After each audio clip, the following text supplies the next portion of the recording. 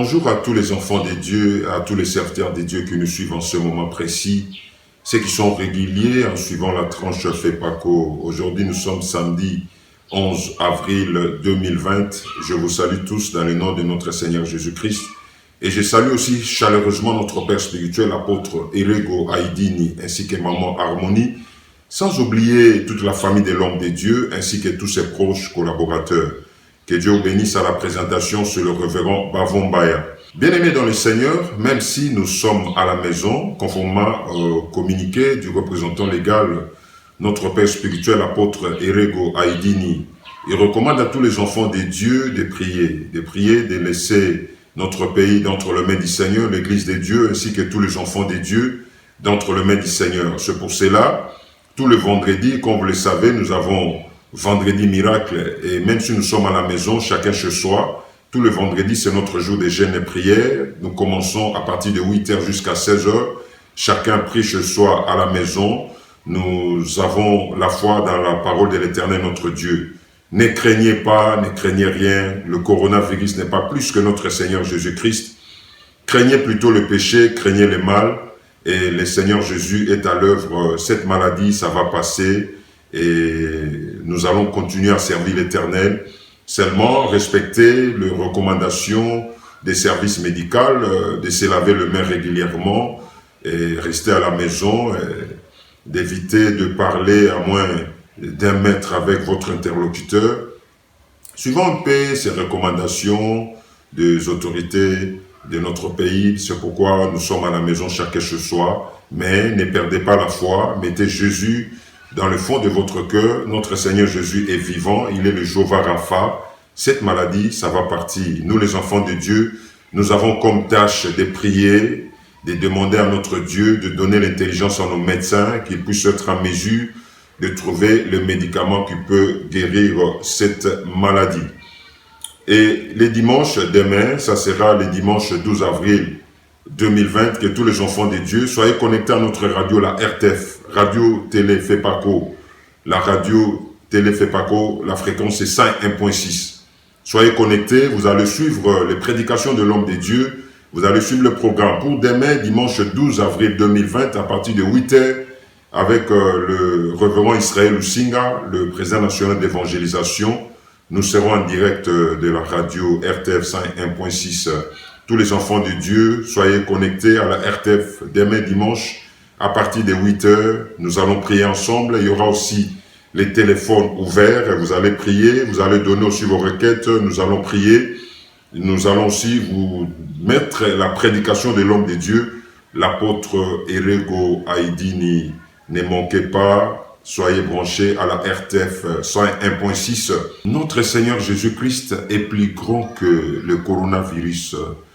Ayons la foi, nous prions, mais ayons la foi dans la parole de Dieu. L'homme de Dieu, l'apôtre Erego Aïdini, est en train de prier pour les enfants de Dieu, pour notre pays, le Congo. Et tous les enfants de Dieu, priez aussi notre Seigneur. Nous avons la foi dans la Bible, dans la parole de Dieu.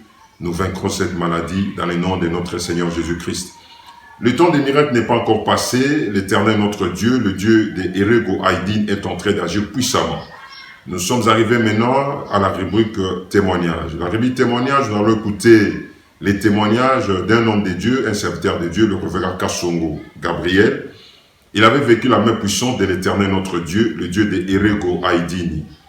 Nous allons demander à la régie de nous proposer son témoignage. Suivez, c'est un témoignage qui va vous édifier. Ngai révérend Kasongo Makiese Gabriel, pasteur adjoint de la paroisse à Kitambo 2. Naye kotatula munene na nzambe ya mzee Erego Aïdini. Na 2018 nde naye kozwa pasi. Pasi yango pasi ya loboko na simbeli micro oyo. Pasi oyo na bundi nango 1 année et 8 mois. Likamba wakamba tangu nyonso na koyana ba vendredi miracle na bikaka te. Tangu nyonso na koyaka na bikaka te. Pasi moko ya kosakana te. Na kolala te, il faut na douche mama sokolaka nga lokola bébé. Esika malili na ko vanda te luboko nyoloma te e ko sala mouvement te. Sokolali na butu bakake ezobeta na luboko na zoganga lokola mwana moke.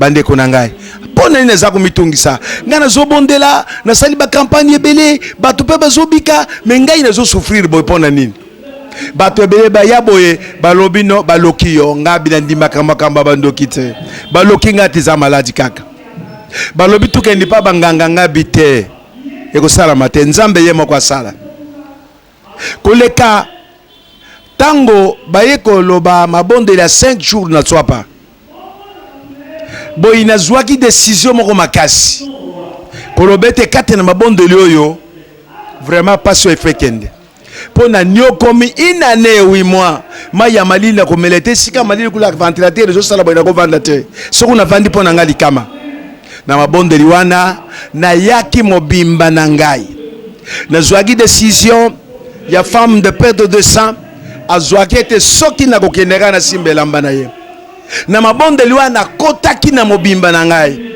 kosokola te kolia te komela pe te kobima mpe libanda te ngai na kati ata bilamba nayaki nango na change mpe te nalobi ngai awawa suka nango ngai nabima na litatoli malamu 3e jour 4e jour na butu po ete ntongo etana toma yaki ntango toma ye ateyi asilisi ntango akomi na esika ya koloba ete oyo alobaka monoko ya sika te aloba alibere monoko ya sika.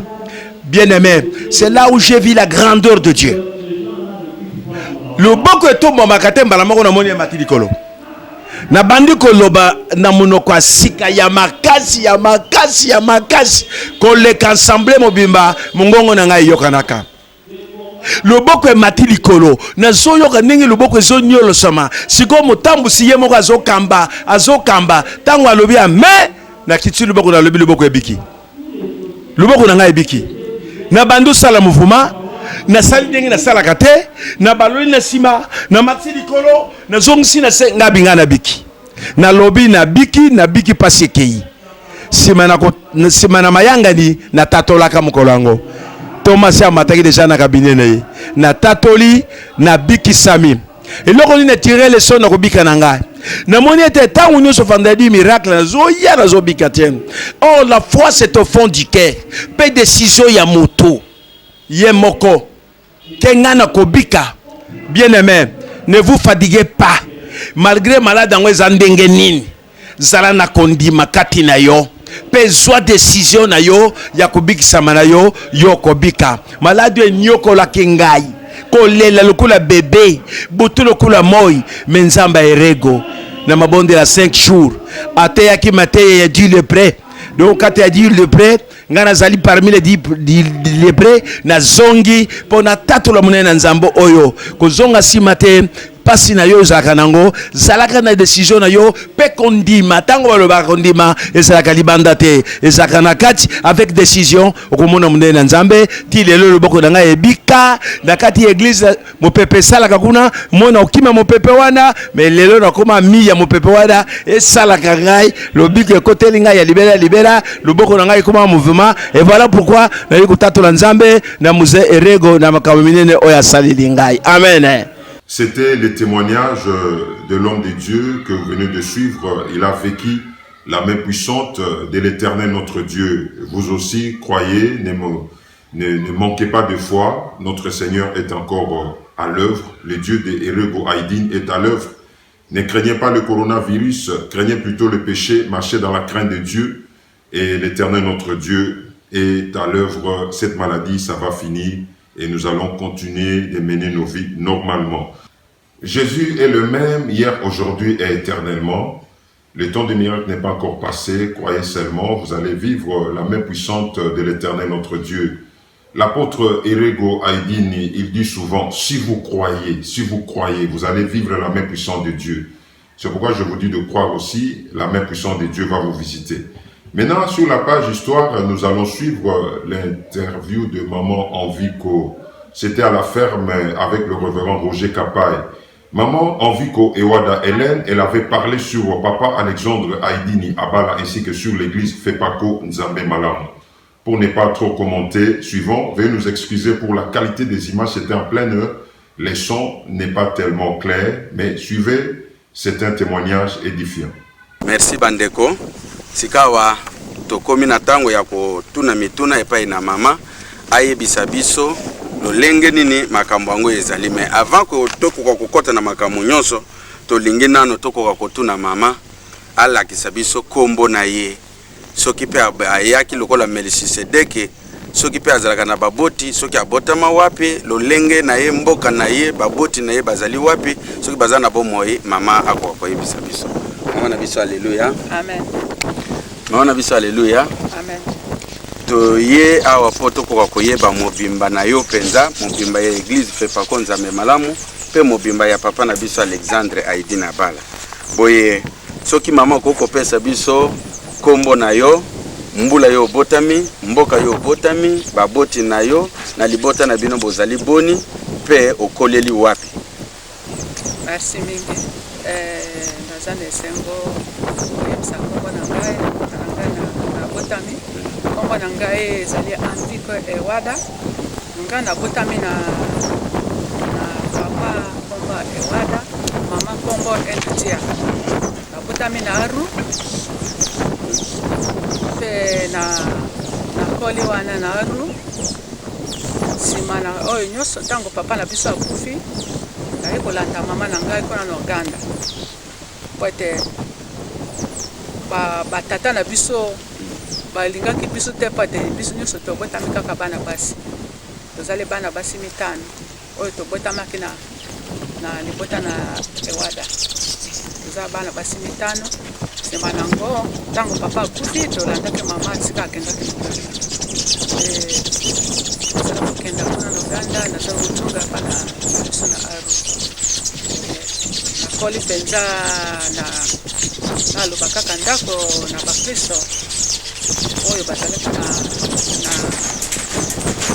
na protestant kufa mama na ngai azalaki motimi oyo ateyaki nga sango malamu oye azali esengo koyebisa ete engai nazali nani nazali kaka mwana oyo abotami kaka lokola bana nyonso boye nabotamaki lokola mwana moko ya elaka boye papa na ngai akendaki na bitumba na 40-45 bongo siko tango papa ajongaki kouta na bitumba babotaki te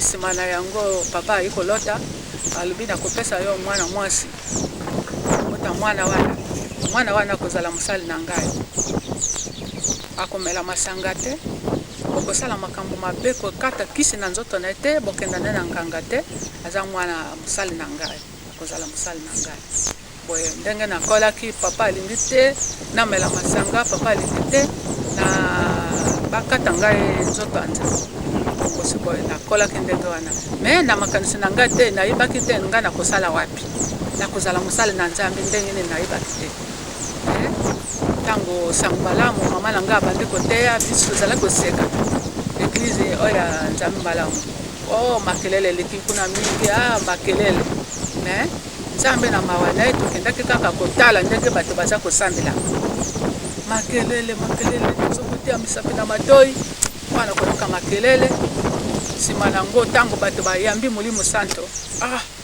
monoko na ngai esanja awa kaka mosika tozala koseka na bandi koloba eloko ngai naza koyeba te ndi oyo Nzambe azwaki ngai akangaki ngaka na esika wana po ete nakoma mosali na ye boye nabandaki koyemba koya na Église ntango naye kokende lisusu na konze epai na mama kuna na Uganda nde nakende koyoka sango wana ya papa Aidini paster na biso kombo na ye Aidini aza mosakoli monene Nzambe aza kosala miracle liboso na ye akokamwa najongi nsima nango papa ayaki ntango mosusu mama azalaki paka na Église wana na Luero mama azalaki paka sikoyo mokolo mosusu papa aye akomile bango mokanda albi Nzambe abingi mwana na yo mpona kosala na ngai siko bamama baza koyeba te akosala mosala nini ayebi te aza nano mwana moke akosala mosala nini na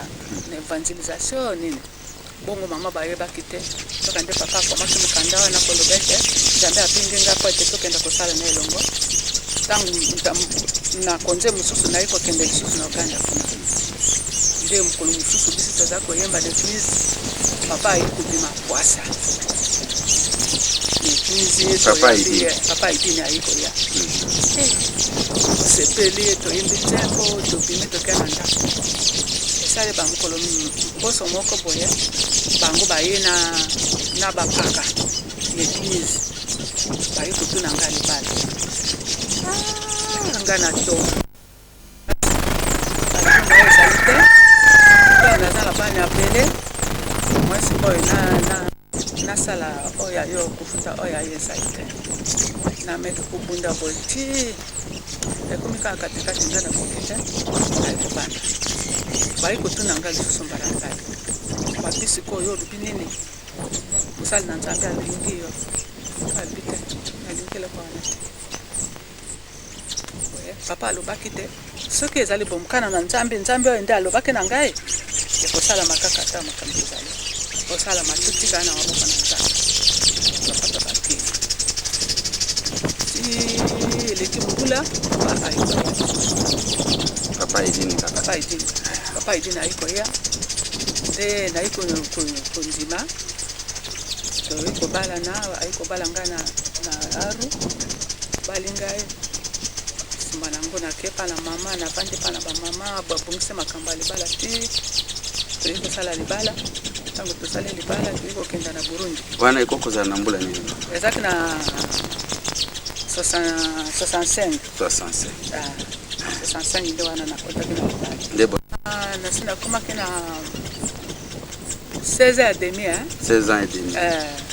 sikoyo iko kenda na Burundi tango to kenda na Burundi tosali mosala kuna papa ye azokokenda kaka na Congo nzela naye eza kokenda na Congo tojonga na Uganda bongo sikoyo abande kobongisa mpembo ya kokenda na Congo bongo ntango tozongaki ye wana papa bakena kofungula eglise ya Mombasa nde bake kokutana na mundele wana Assemblée de Dieu na kuna na nini naye kuzwa yo kwa tukenda kaka na Congo na Mombasa kuna na Kenya mama na Mombasa Kenya eglise na ye oya munene wana batungaki wana nde bakenda ko inaugurango nde bazwami na Cochrane kuna na nini nde ko ya awa na isiro nde wana nde Cochrane baiko ya isiro wana baiko pesa papa ko sala campagne papa sala ki campagne na nini Botongwe Adudu Ngombari na isiro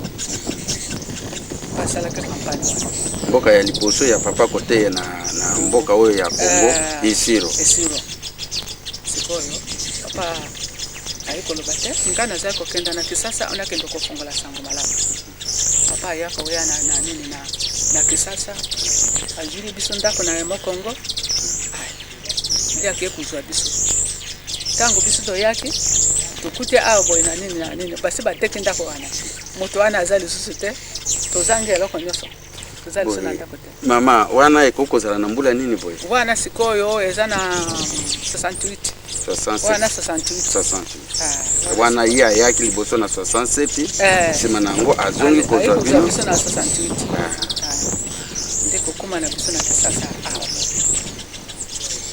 tango biso toza ko utana nini kuna nani mundele wana alubi pete nani Vernon moto oya azali moto na nzambe soko bina boko simba ye akusunga bino Vernon oya la borne mama la borne yesi ko azala kina nini Assemblée de Dieu oya nini ya njili wana ba eglise oya azala ki ya Presbyterian ba kabwani na kuswana nde bateteni ndambo nde bakena ngambo kuna Vernon azala kina papa bande koteya wana tala bato bayiko bongo la mutanga tango ya za kosala statut na ye ba Fernand zo kusunga ye na statut baza kosala yango statut ya liboso ya nzambe malamu Vernon asungaki papa idini pona tena na kosala ya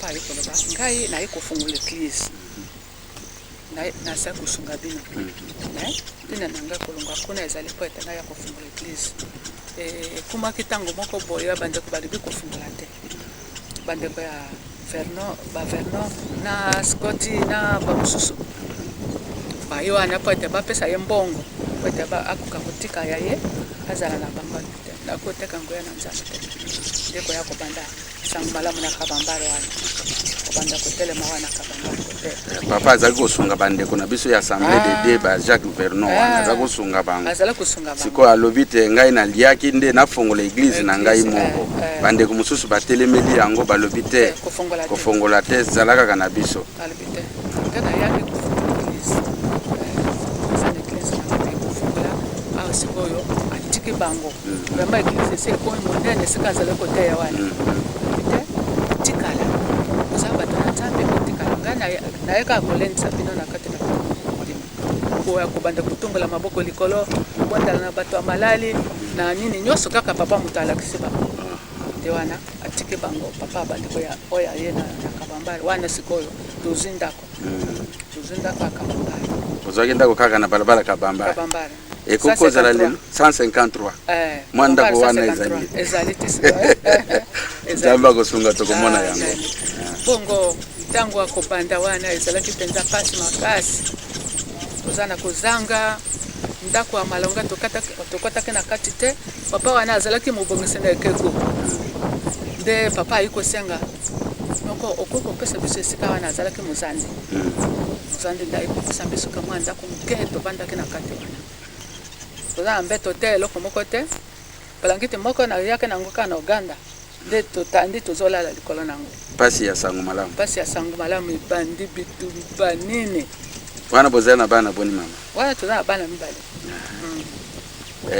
nani naiti na pefa pa ayi kobotama wana na kabambare wana abotami na kabambare sikoyo mwana ya liboso na mboka ya Kongo naiti nde abotami na Uganda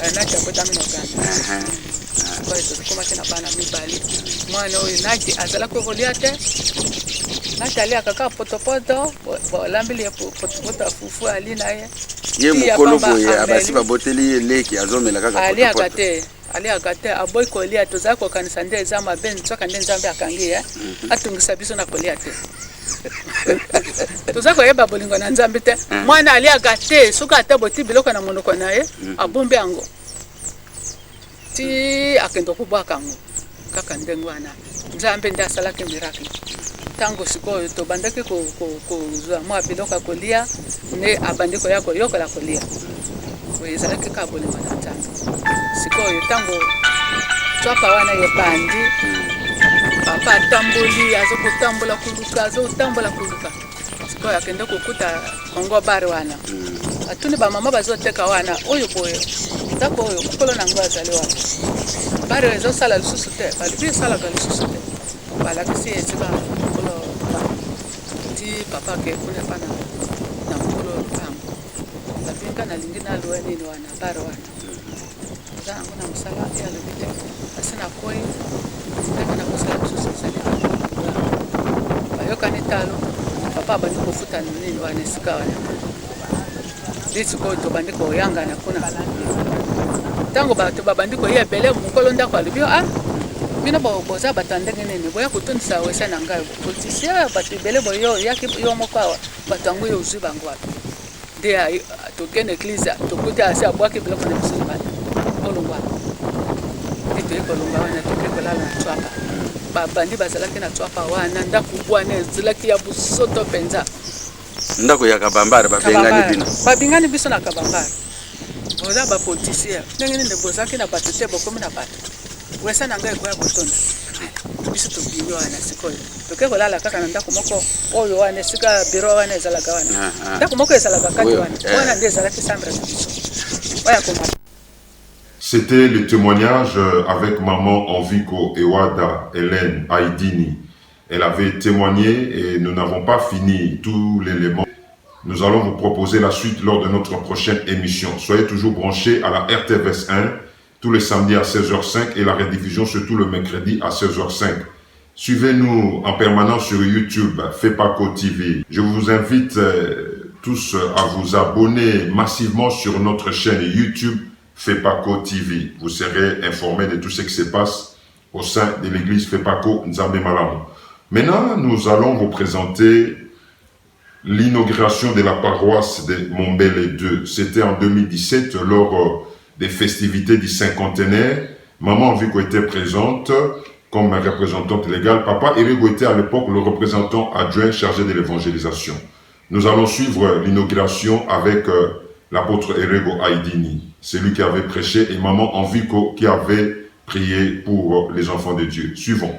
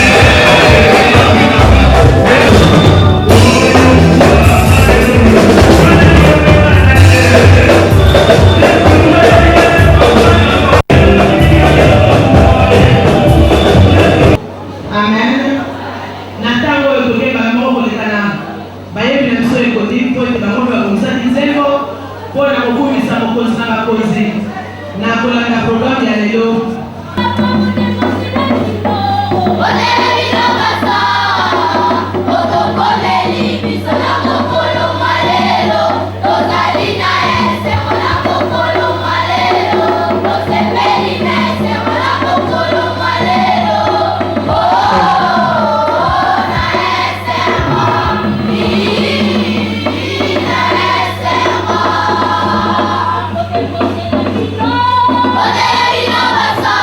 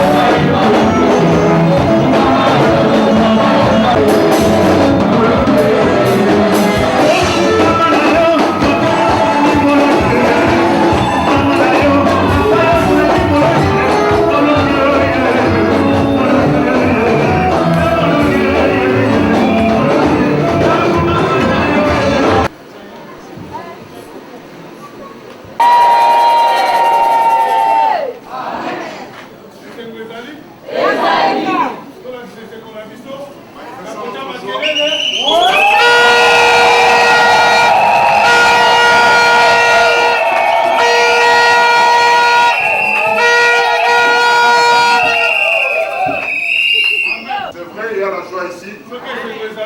S'il y a la joie, Dieu est si Dieu est présent, il y a la bénédiction. S'il y a la bénédiction, il y a la bénédiction. Venez vos places et mettez-vous. Amen.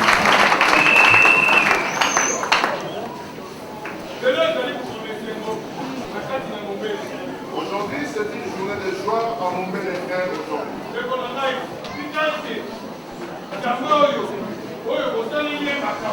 Chose qui vous écoute aujourd'hui. La joie de bâtir la maison, c'est une bénédiction. Ce n'est pas la dernière bénédiction. Mais écoutez bien aimé. Il y a quand l'homme est en train de construire la maison, il y a beaucoup de problèmes qui arrivent. Mais ce problème qui arrive, ça n'a pas d'importance. Il y a ce qui est à la fin, que vous puissiez recevoir quelque chose de nouveau. Que vous puissiez recevoir la bénédiction. Amen. Qui est prêt de recevoir la bénédiction?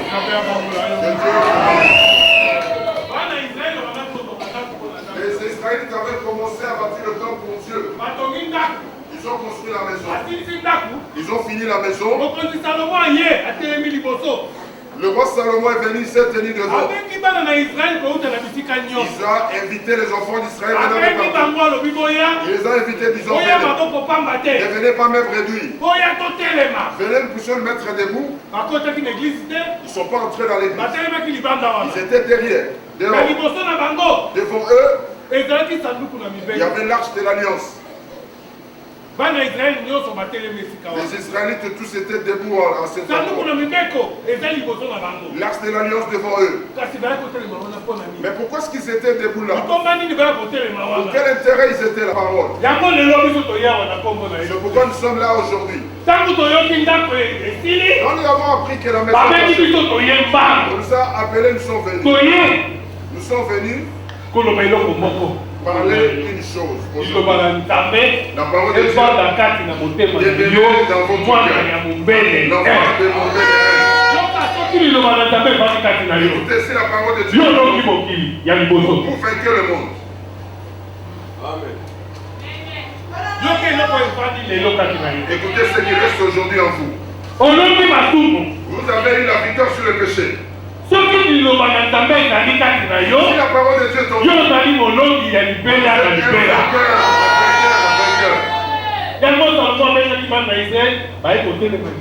c'est pourquoi Salomon a invité les enfants d'Israël qui sont venus devant. Vous aussi, je vous dis aujourd'hui, mettez la parole de Dieu en vous. Ne regardez pas le monde. Le monde ne donne rien.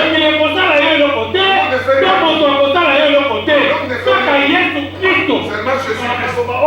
Derrière cette parole, il est avec vous. Il va faire de grandes choses pour vous.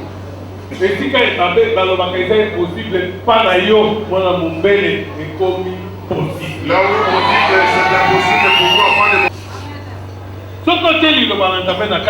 si vous mettez la parole de Dieu en vous, même si les gens n'arrivent pas quelque part, vous allez arriver. Mais yo ce qu'on fait, c'est que on dit que le travail est difficile, mais si vous y allez avec votre Dieu, ça devient facile. Soyez ensemble avec Jésus-Christ. Marchez dans la crainte de Dieu. Marchez comme Dieu le veut. Comment la bénédiction sera sur vous. Ce grand travail dans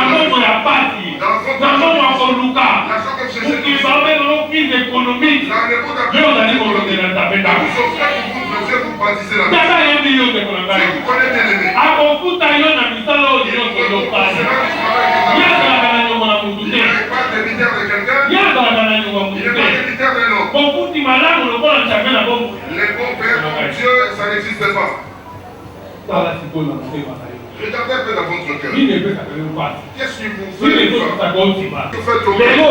avant mutambusi munene na likomba abondela. Aujourd'hui, avant notre conductrice, Abondela mpona mapamboli. priez la bénédiction pour vous. Yotala nini elisa mpona kopesa. Faites une introspection. Qu'est-ce qui vous dérange? Nini edelasaka yo. Qu'est-ce qui vous dérange dans votre vie? Nini ekopekisa ozwa lipamboli oyo. Qu'est-ce qui peut vous empêcher d'avoir cette bénédiction? Mutambusi munene na likomba azali awa. Notre grande conductrice est là. Yamonelaka epai na Nzambe. Elle prie auprès de Dieu. Nzambe ayokaka epai asala. Dieu l'exorce tous les jours et il agit.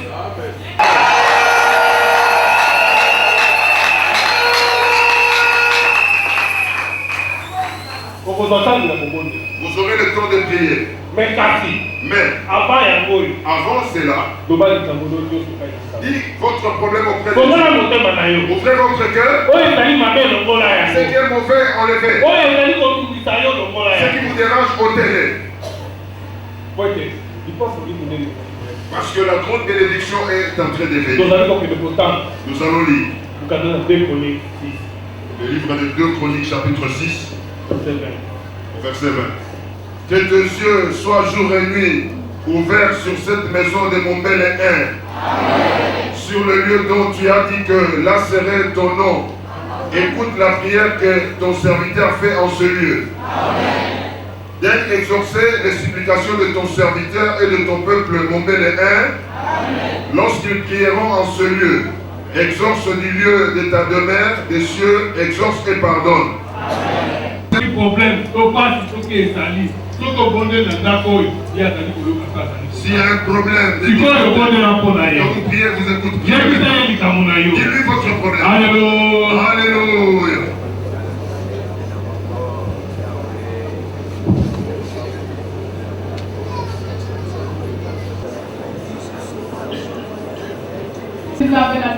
Merci Dieu de miracle. Seigneur, nous venons devant toi pour marier cette maison avec toi.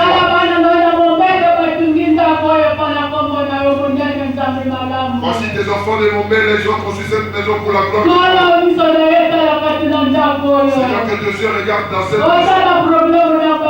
Tu regardes le problème de chacun. Tout ce qui te demande accompli dans la vie de chacun. Parce qu'ils ont vendu leurs amis. Ils ont porté les sables sur leur tête pour construire ta maison. Seigneur, les enfants, les jeunes, le vieux, le maman. Aujourd'hui, c'est le jour de l'heure. Que tu le bénisses. Tu ne manques plus rien, Père. Tu accomplis les besoins de tout un chacun. Entre les maladies et les difficultés de la vie. Seigneur, ils t'ont bâti, Seigneur. Quelles que soient les difficultés qui viennent dans ce pays. Ils entrent dans cette maison. Seigneur, tu vas enlever les difficultés dans notre pays. Tu mettras ta paix dans la vie de chacun.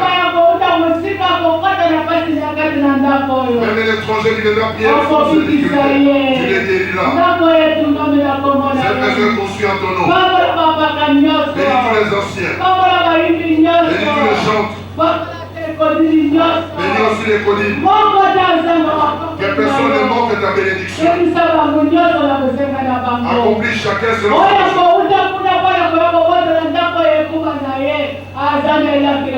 maudit soit celui qui viendra pour détourner cette maison de bénédiction. Parce que cette maison est bâtie en ton nom, personne ne peut le faire. C'est pour ta gloire à l'éternité. Je te remercie. Bénis aussi le conducteur de cette paroisse. Nous le recommandons tous entre toi, même Père. Nous le recommandons entre toi. Personne ne manque ta bénédiction. Que personne ne rentre sans ta bénédiction. Au nom de Jésus-Christ, notre Sauveur. Amen. C'était l'inauguration de la paroisse de Mombele 2. C'était au total 23 paroisses et centres médicaux qu'on avait inaugurés en 2017. Je vais commencer à vous proposer cela régulièrement. Que Dieu vous bénisse. Nous sommes pratiquement à la fin de notre mission. Notre Seigneur Jésus-Christ est le même hier, aujourd'hui et éternellement. Papa Erego nous recommande de prier, de nous laisser d'entre les mains du Seigneur, marcher dans la crainte de Dieu. L'homme de Dieu est en train de prier. Il a la foi. Lui, il a la foi que dans un bref délai, ces histoires vont finir. Dans un bref délai, nous allons trouver des solutions et nous allons reprendre régulièrement nos activités. Suivez régulièrement la RTF 101.6 Radio Télé FEPACO. Demain dimanche 12 avril 2020, nous serons en direct à la radio à partir de 8h. Prions ensemble, nous allons aussi laisser le téléphone ouvert, vous allez appeler. Que Dieu vous bénisse, à la prochaine.